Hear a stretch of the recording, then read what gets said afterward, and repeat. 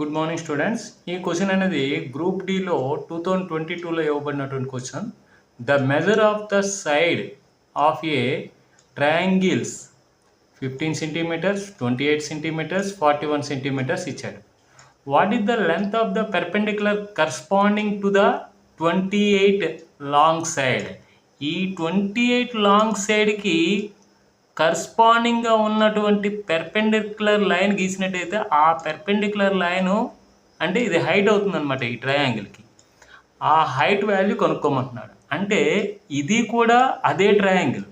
ఈ triangle area equal చేసాం అనుకోండి, అప్పుడు ఈ ట్రయాంగిల్లో మనము ఇది హైట్ అనేది ఫైండ్ అవుట్ చేయాలంటే ఇది హైట్ అయినట్టయితే ఖచ్చితంగా ఇది బేస్ అవుతుంది. అప్పుడు దీని ఏరియా ఏమవుతుంది? హాఫ్ ఇంటూ బేస్ అంటే 28 ఇంటూ హైట్. ఇది మనం ఫైండ్ అవుట్ చేయాలి.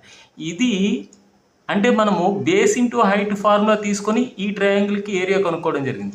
అదేవిధంగా ఇక్కడ ఏ వాల్యూ 15, బి వాల్యూ అనేది 41, సి వాల్యూ అనేది 28 అనుకుని హెరాన్స్ ఫార్ములా యూజ్ చేస్తూ మనం ఏం చేయాలి? S equal to A plus B plus C by 2 formula use చేసి మనకు 84 వస్తుంది. ఇవన్నీ యాడ్ చేస్తే మనకి బై 2 చేస్తే 42 వచ్చింది ఎస్ వాల్యూ.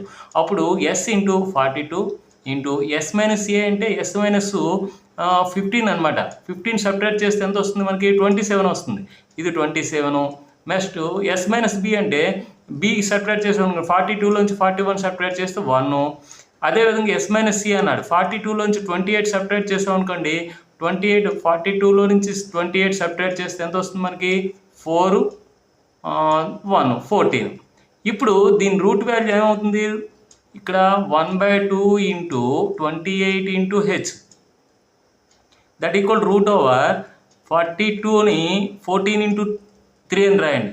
ఈ 27ని 9 ఇంటూ 3 అని రాయండి. ఇంటూ ఇది 14. ఈ 14కి ఒక 14 అనేది రూట్ వాల్యూ అవుతుంది. నెక్స్ట్ ఈ 3కి ఒక 3 అనేది రూట్ వాల్యూ అవుతుంది.